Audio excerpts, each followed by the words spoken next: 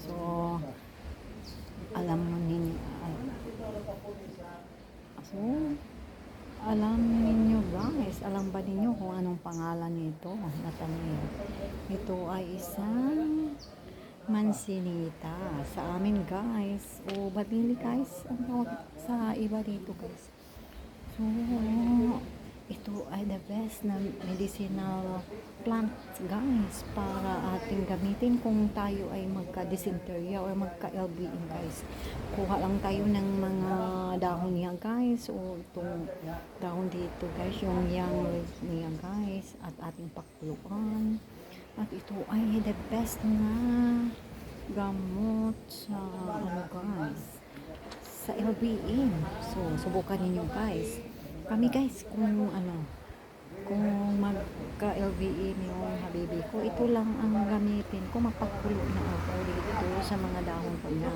Hindi na ako patake nga ng mga synthetic medicine, yung mga guys, yung mga tawag diatabs or ibang mga synthetic medicines para sa guys, LBM. So ito na po ang gagamitin ko hanggang ngayon guys. Gagamit pa ako dito, hindi na po sila guys, hindi na po hindi na po mabenta, o hindi na po kami makabili ng mga synthetic medicines para sa LBM. So, i-search niyo guys sa Google. So, doon po natin makikita ang mga benefits dito sa dahon na ito. Ang manzanitas.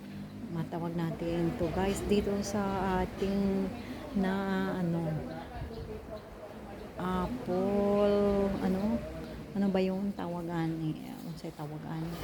guys. So, ito lang po guys ang masasabi ko na gamit tayo dito kasi wala tong side effect sa katawan natin at mabisa po itong panglunas sa ating lost bowel movement. So guys, ito lang po ang i-share ko sa